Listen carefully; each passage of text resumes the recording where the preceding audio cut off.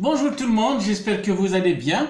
J'ai envie de répondre aujourd'hui, mes amis, à une question récurrente que se posent certains étudiants, certains comptables praticiens sur la caisse créditrice. Eh bien, mes amis, on nous demande comment remédier à une caisse créditrice. En fait, les amis, on ne peut pas parler de caisse créditrice, c'est un terme impropre, mais on doit parler plutôt de caisse anormalement créditrice. Quelle est la différence, mes amis? C'est que la caisse ne peut jamais être créditrice, autrement, elle ne peut pas présenter un solde créditeur. C'est un petit peu, pour vous donner un exemple, les amis, c'est un peu comme vous et moi qui ne pouvons posséder que des sommes positives d'argent dans notre poche ou alors nous n'avons rien. Ok? Donc, nous ne pouvons pas, autrement dit, avoir moins 100 dinars, moins 14 dirhams, moins 2 euros, etc.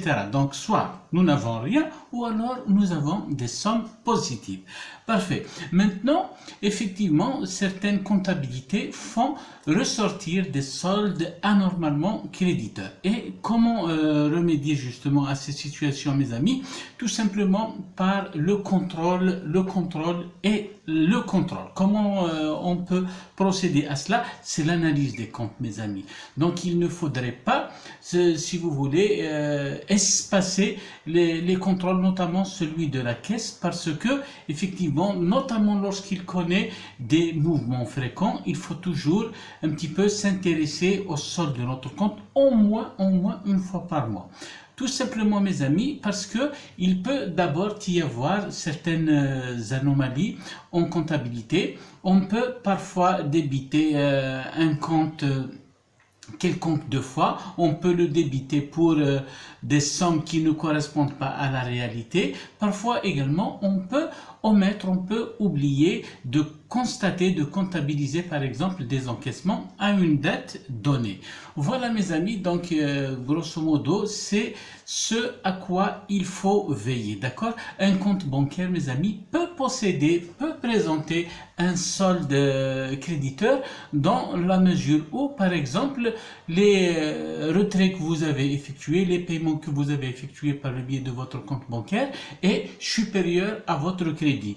Encore faut-il dire que celui-ci peut être autorisé par le banquier dans le cadre notamment du découvert bancaire, des facilités de caisse ou des crédits de campagne. Mais il est interdit, formellement interdit, mes amis, à ce que la caisse présente un solde anormalement créditeur. Donc il faut toujours procéder, si vous voulez, aux analyses correspondantes, vérifier si vous avez imputé toutes les écritures pour leur montant exact, vérifier qu'il n'y a pas de double écriture, vérifier que vous n'avez pas omis de comptabiliser des encaissements, donc il faudra tout simplement veiller en quelque sorte au contrôle sur la base des pièces de caisse d'une part, des factures, des bons, etc.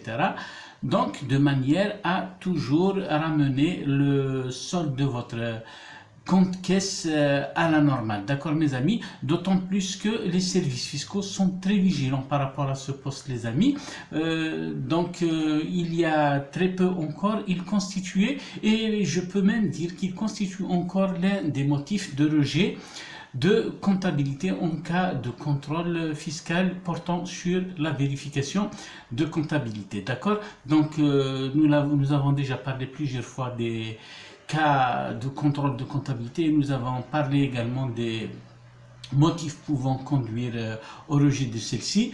Actuellement, il est vrai que les cas de rejet de comptabilité sont vraiment limités, notamment au cas de rupture du chemin de révision comptable. Néanmoins, mes amis, un faisceau d'anomalies récurrentes, graves, répétées peut conduire à remettre en cause la comptabilité et substituer, si vous voulez, aux chiffres que vous avez donnés, que vous avez communiquer dans vos états financiers par d'autres chiffres que l'administration fiscale peut bien entendu déterminer selon ses propres méthodes que l'on appelle des méthodes, si vous voulez, extra comptables, donc qui peuvent aller du compte financier, qui peuvent également utiliser le compte matière et d'autres renseignements que l'administration fiscale peut détenir à un moment donné. Donc voilà mes amis, j'espère avoir répondu à la question. D'abord, retenons qu'on ne dit pas qu'est-ce créditrice, mais qu'est-ce anormalement créditrice. D'accord? Si le compte de votre caisse présente donc un solde créditeur, c'est que soit vous avez donc omis de comptabiliser des encaissements, ou alors vous avez comptabilisé des dépenses fictives, ou alors non pas pour leur montant effectif réel, ou alors vous avez des doubles que vous avez également omis de régulariser. Donc voilà, j'espère vous retrouver très bientôt dans de nouvelles vidéos, et d'ici là, portez-vous à merveille. Excellente semaine mes amis, au revoir.